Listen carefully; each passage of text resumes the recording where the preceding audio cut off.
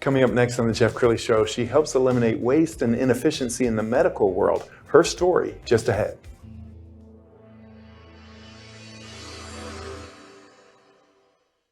Many are predicting that the worst is yet to come, which is unfortunate, said one person here.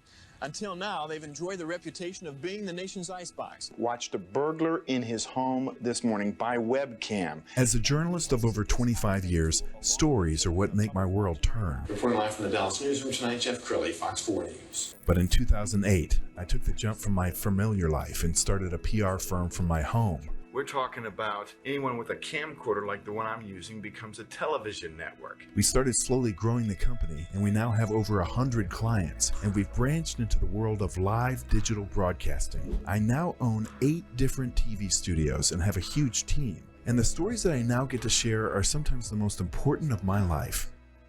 Life has a funny way of coming around full circle. This is the Jeff Crilley Show.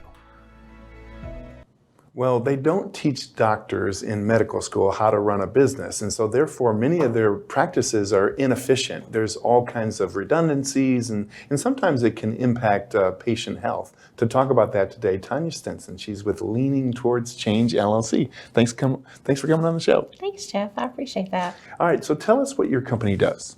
So we actually coach, educate, mentor physicians and nurses and clinicians and non-clinicians in eliminating waste, errors, and inefficiencies from their day-to-day work processes. So essentially we come along and just they can either take our courses where they actually certify to eliminate those waste, errors, and inefficiencies from their day-to-day work, or we actually can walk alongside of them as they're doing their work to look for those waste, errors, and inefficiencies and bring those back to them and consult with them about how we could best eliminate those. And I was so impressed with your background. Let's going to pull up the About Tanya page on her website. As we scroll down, man, you are just overqualified. You've got degrees and awards and things I can't even name. As you look at your own resume, are you kind of impressed? You know, I'm one of those, I raised 4 boys, and so I think I don't ever sleep. You know, I still go to bed really late at night, but I've always been one that once I found out about performance and process improvement, I just wanted to get as much experience and knowledge as I could. And so I just continued to strive and do as much as I can to help, especially the healthcare community. Because traditionally, Lean Six Sigma originated in manufacturing. Even Henry Ford used lean manufacturing back whenever he created his Model 4 or Model A cars, Sure. for Ford manufacturing. And so to know that these methodologies, a lot of them go back even into the 1800s that have been very successful year over year. But, these are some of the same methodologies we use today that have been proven successful over and over. And to know that we can actually do that in healthcare, it's all the more prevalent, Sure. Started in manufacturing, there's still a lot more improvements in the manufacturing, world than there is in healthcare. But that's my goal, is to actually bring a lot of this into healthcare and try to continue to push it and promote that culture of PI in healthcare. And Tanya, you and I were visiting right before the show, and I asked you to recall your favorite story of helping a client out. Will you share that story?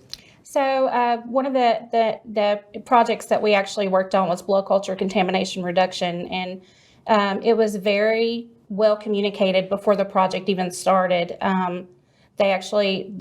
The president of that hospital communicated about that project before we even started the project. And so just by word of mouth, it started to improve the process, because that's one of the issues we have these days when it comes to, actually doing the work, is a lot of people don't know where the gaps are in communication. And so, we actually, in what we call Lean Six Sigma, we actually have what we call our 8 waste. So when you think about those 8 waste, communication happens to not be one of those. So to me, I think about communication essentially as our 9th waste, just simply because it's something that if you don't communicate from department to department and person to person, you don't truly know what the other person is doing.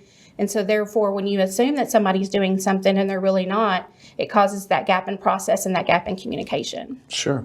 And we've got some video of doctors and nurses working with patients. And I know you're very passionate about change management. People don't like change. So what are the secrets to smoothly making a change at a hospital system? So one of the things that I would say where that's concerned is you have to include those people in the changes themselves, because if you don't include the people and you're essentially pushing changes on people, they're going to resist, right? So, and they're going to push back, and sometimes they won't even make the changes you're asking them to make. And so it's essentially about just ensuring that you bring them along as you start to see these issues, ask them from a subject matter expert, perspective, them doing the work. Where are the issues as part of current state, and actually include them in, so that way from the people doing it where those issues are, and then have them to help you work to eliminate those issues. Because I think that's some of the time is we'll have a lot of leaders to be able to communicate that there are issues, but they don't talk to the people that are actually doing the work on the front lines.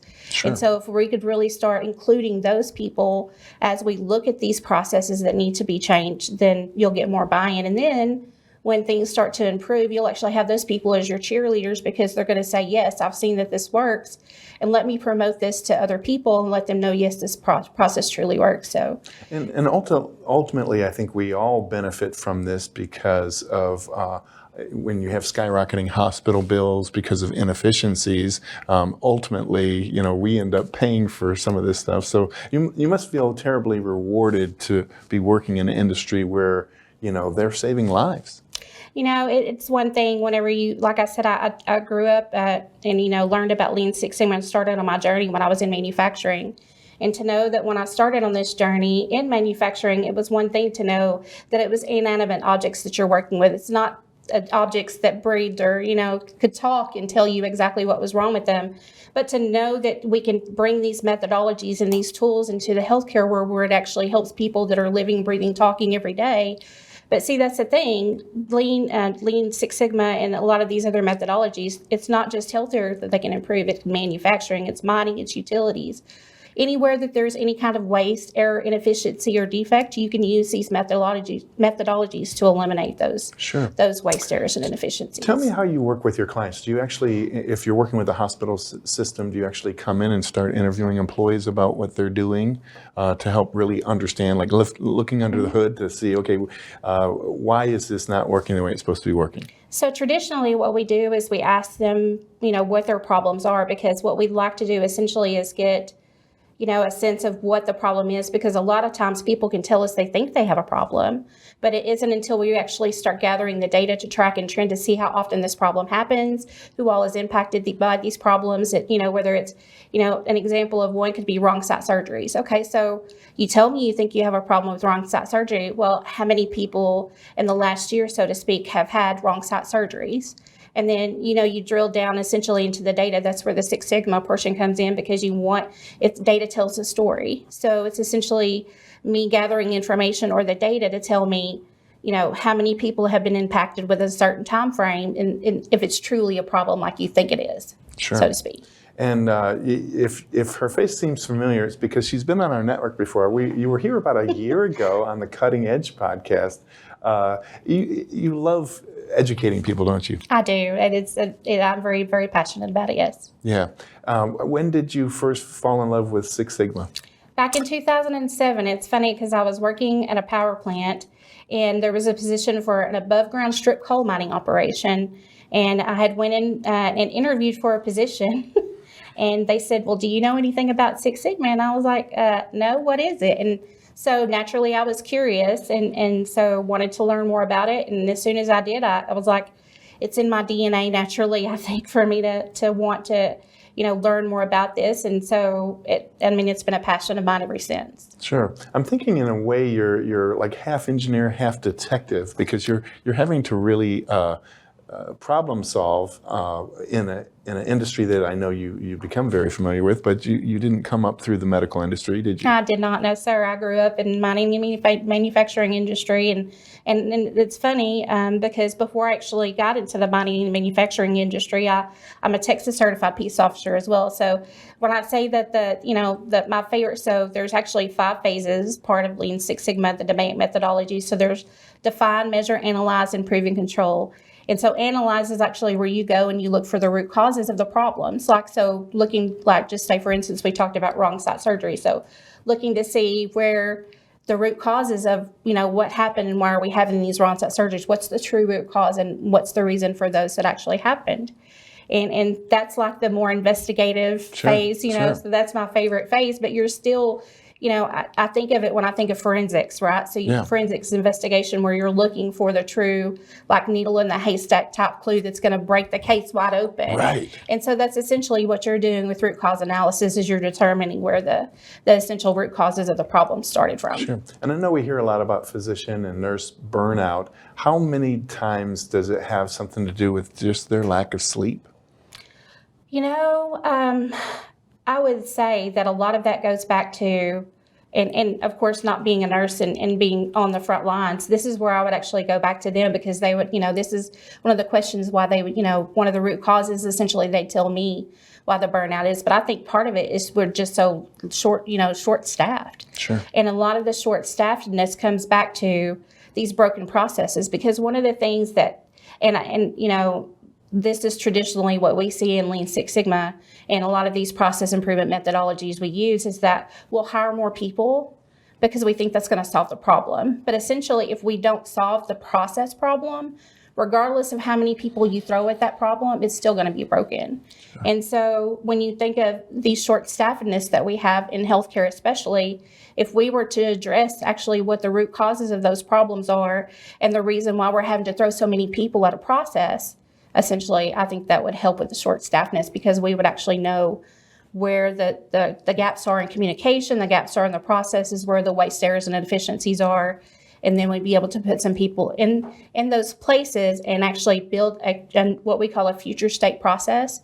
So you're actually going to put less people in place to be able to do those processes once we iron out all the, like I said, the waste errors and inefficiencies, and then it's going to be more streamlined and efficient. Sure. Tanya, in the little time we have left, if there's a hospital administrator or a doctor watching this right now, how do they know when to bring in somebody like you? Well, traditionally, they would be looking at their bottom line to see, where it is that and a lot of times it actually takes people going to the GIMBA is what we call it, where they're going to observe where these inefficiencies are. So like if they start to see, just like we talked about earlier, blood culture contaminations, well, if you start to see a lot of blood culture contaminations, you'll have the data to back that up. And so with that, you would say, okay, well, we need somebody to come in and essentially help us to, find out what we can do to eliminate all of these blood culture contaminations. And so that's when essentially somebody like me could come in and help out with that. Outstanding. You've been a great guest. We're going to have you back again. We're going to end with the website, which is leaningtowardschange.com. The great Tanya Stinson. Thanks for coming on the show. Thank you, Jeff. I appreciate it. That's it for now. We'll see you next time.